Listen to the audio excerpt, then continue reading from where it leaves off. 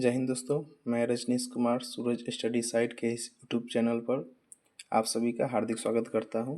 तो जैसा कि आप सभी जानते हैं कि हम लोग अभी प्रस्तावना का प्रैक्टिस सेशन चला रहे हैं, ठीक है। और इसमें जो है पहला प्रैक्टिस सेशन हम लोग का आ चुका है, यह हमारा दूसरा प्रैक्टिस सेशन है, ठीक। तो चलिए हम लोग समय को भी ज़ाया किए बगैर अपने प्रैक्टिस सेशन को स्टार्ट करते हैं।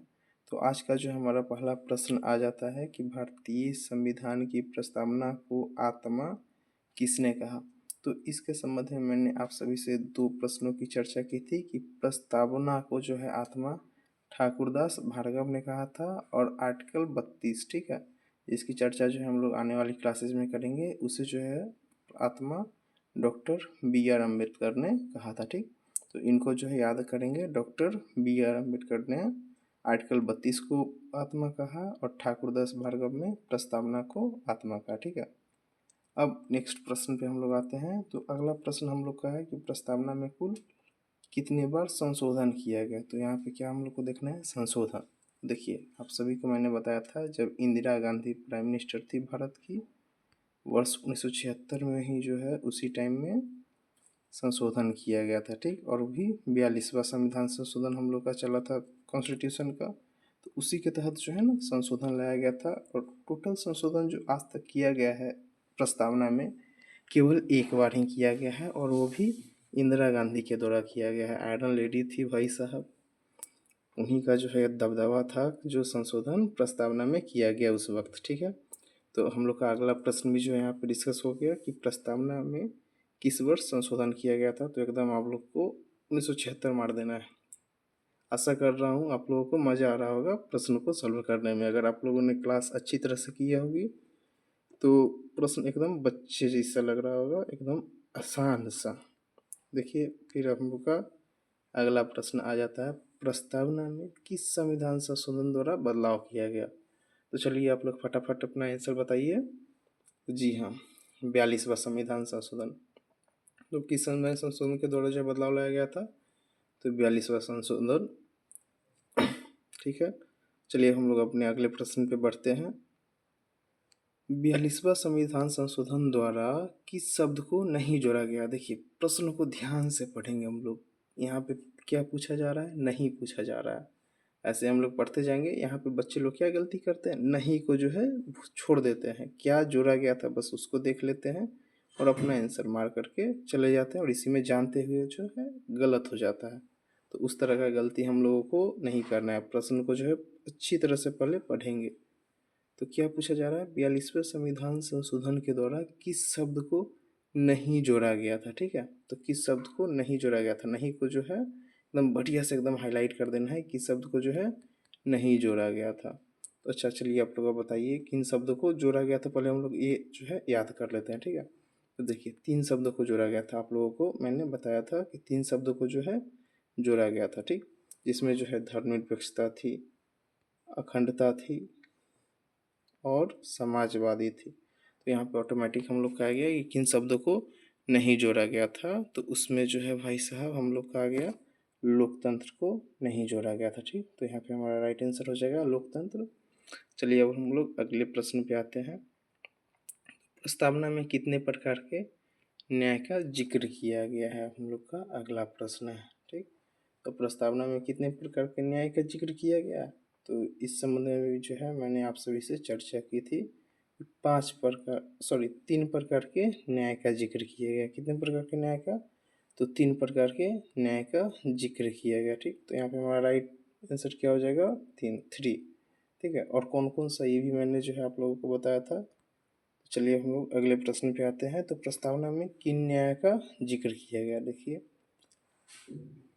प्रस्तावना में किन न्यायों का जिक्र किया गया है। तो अभी हम लोगों ने चर्चा की है कि प्रस्तावना में कुल 3 न्याय का जिक्र किया गया है। ओह सॉरी, यहाँ पे जो है एक मिस प्रिंटिंग हो गई, ठीक है। तो देखिए, यहाँ पे हम लोग चर्चा करते हैं कि राजनीतिक न्याय, सामाजिक न्याय, आर्थिक न्याय, तीनों का जो है जिक्र किया गया। यहाँ पे एक ऑप्शन छूट गया, ऑल, ठीक है। सभी जो है न्याय का इसमें जिक्र किया गया है, राजनीतिक, सामाजिक एवं आर्थिक न्याय का, ठीक है। चलिए हम लोग अब अपने अगले प्रश्न की ओर बढ़ते हैं। तो हमारा अगला प्रश्न बोलता है, प्रस्तावना में कितने प्रकार की स्वतंत्रता का जिक्र है, ठीक।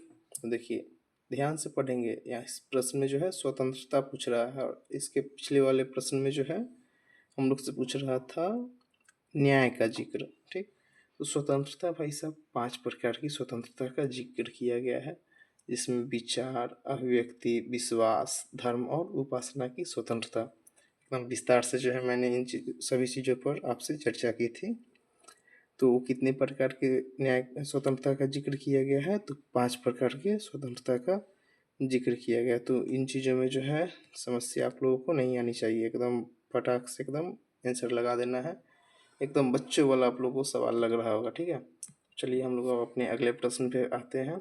तो निम्नलिखित में से किस स्वतंत्रता का जिक्र प्रस्तावना में नहीं किया गया? देखिए यहाँ पे भी जो हम लोग को देखना क्या है, नहीं, इसीलिए जो मैंने इन शब्दों को जो है ऐड किया है आपके प्रश्न में। ठीक, तो निम्नलिखित में से किस स्वतंत्रता का जिक्र जो है प्रस्तावना में नहीं किया गया है? तो अभी आप लोगों को मैंने बताया विचार का किया गया है, धर्म की स्वतंत्रता की गई है, विश्वास की गई है, लेकिन जीवन जीने की स्वतंत्रता का जिक्र मैंने आप सभी से कहीं पे नहीं किया। ठीक है, तो जीवन जीने की स्वतंत्रता का जिक्र जो है प्रस्तावना हमारी नहीं करती है। ठीक, इसका कतई मतलब नहीं है कि हाँ हम लोग किसी को भी जो है मार देना है। ठीक, जीवन जीने की स्वतंत्रता जो है हम लोग पढ़ेंगे आने वाले अपने नेक्स्ट लेक्चर फंडामेंटल राइट में। ठीक है, मूल अधिकार। ठीक, चलिए अब हम लोग अपने अगले प्रश्न की ओर आते हैं।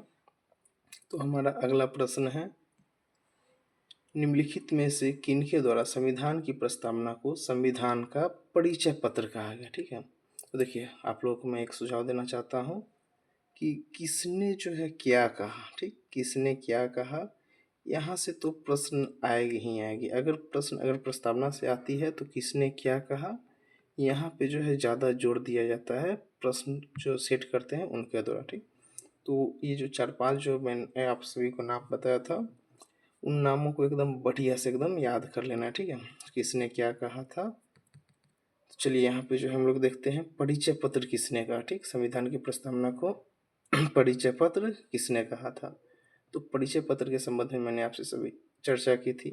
मोतीलाल नेहरू नहीं, कृष्ण स्वामी अय्यर नहीं, जेपी नारायण भी नहीं, तो भाई साहब कौन, तो एएन पालकी वाला। और आप लोगों को एक ट्रिक भी बताया था कि भाई साहब पालकी वाला जो है लेके आए थे एक परिचय पत्र, किसके लिए, तो प्रस्तावना के लिए। ठीक, तो इस ट्रिक को जो याद रखिएगा कि पालकी वाला क्या लेके आए थे, तो पालकी वाला आए थे लेकर के एक परिचय पत्र। ठीक है, तो संविधान की प्रस्तावना का परिचय पत्र किसने कहा, तो एन पालकी वाला ने संविधान की प्रस्तावना को उसका परिचय पत्र कहा था। ठीक, तो आशा करता हूँ आप सभी को जो है यह क्लास अच्छा लगा होगा। तो चलिए इतनी बातों पर जो है मैं अपनी क्लास को जो हूँ समाप्त कर